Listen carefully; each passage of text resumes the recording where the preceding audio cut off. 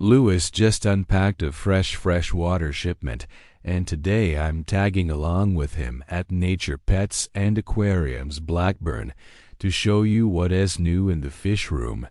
From tiny nano favorites to absolute tank monsters, there is a lot to see, so let's jump straight in.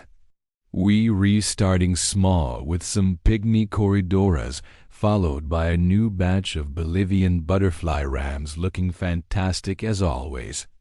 Over here are ember tetras, one of the best choices for nano tanks, peaceful, colorful, and always active.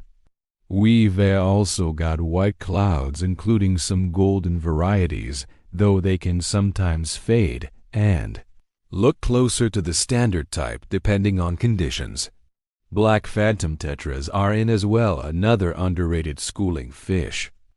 Now Lewis couldn't help himself because mixed in with the small stuff are monster fish, including a stack of peacock bass. He says he only grabbed a few, but monster fish keepers know that's never really true. Nearby you can see just how big clown loaches actually get, and that silver shark that used to be tiny is now an absolute unit. He is basically the store mascot at this point, and still growing, so if someone wants a serious commitment, he is ready.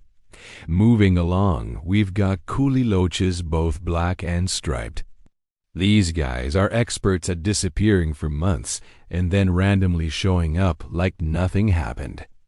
If you want to see them more often, sandy substrate hiding spots and dim lighting really help, especially at night when they're most active.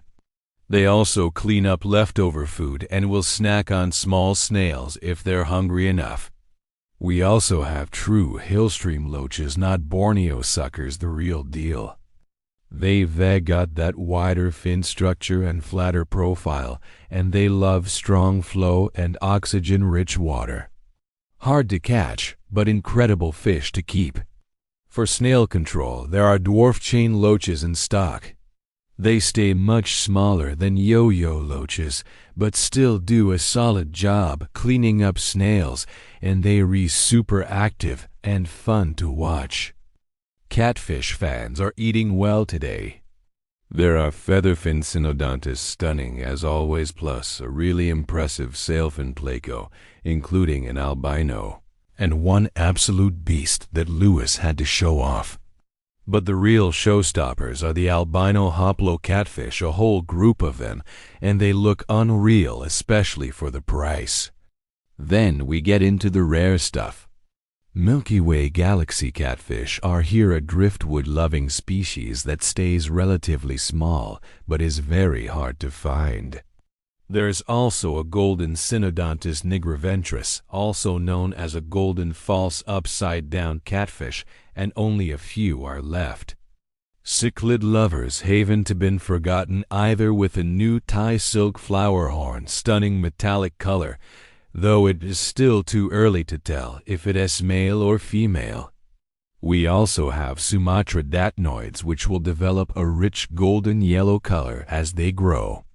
And yes, there is even a baby tiger shovelnose catfish swimming beautifully, already eating pellets and slowly thickening up. When they're young, they look slim, but they grow into absolute powerhouses.